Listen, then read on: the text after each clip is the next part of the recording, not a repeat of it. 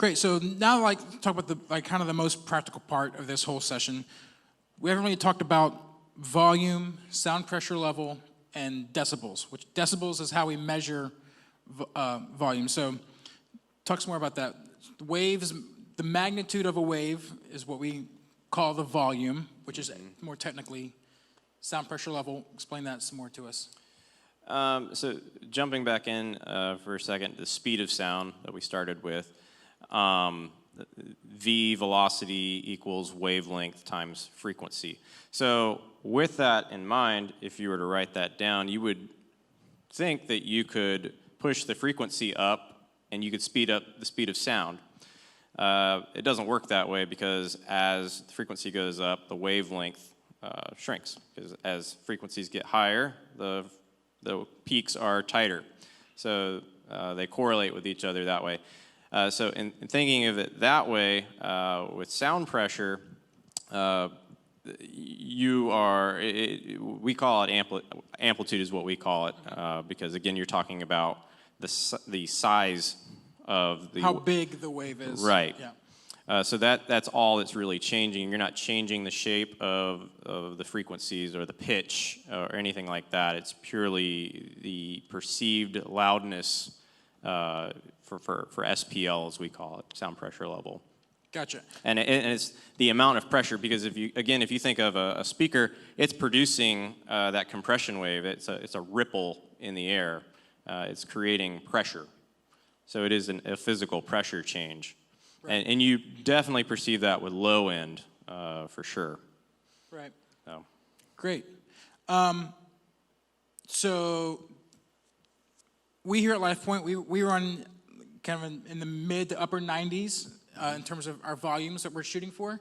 Talk about A weight or C weight. We use that. You see it on the meter here.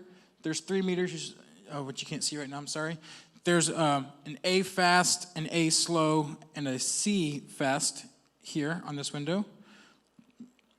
What you see here. What's the difference in A weight and C weight, Ryan?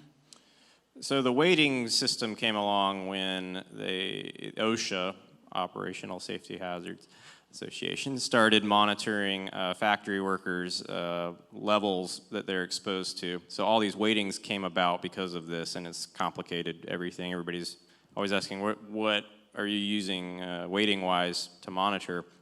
And it depends on the goals of what you're trying to do. A weight pretty much discounts anything in the low end. If you were to, be at 96 A weighted, your low end could be through the roof at 114, C weighted. Yeah.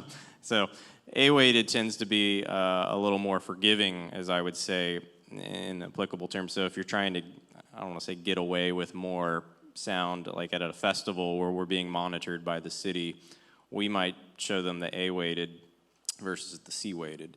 There's some ethical challenges with that.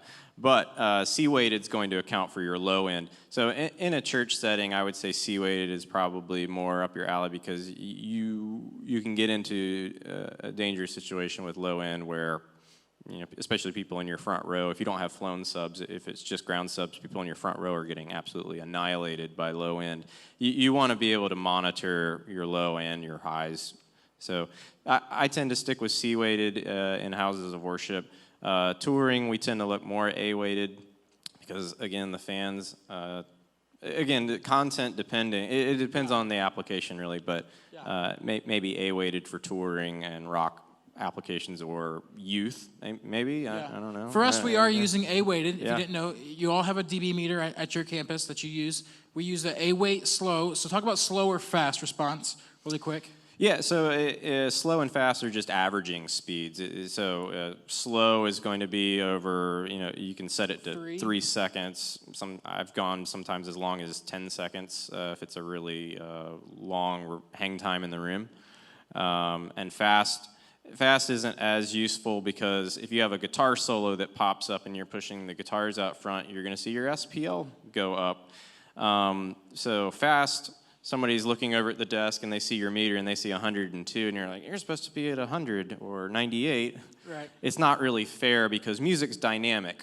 You have your dynamic range. We have an orchestra, another example, orchestra, the dynamic range is really, really wide. They can go from a whisper to wailing loud, just like an opera singer.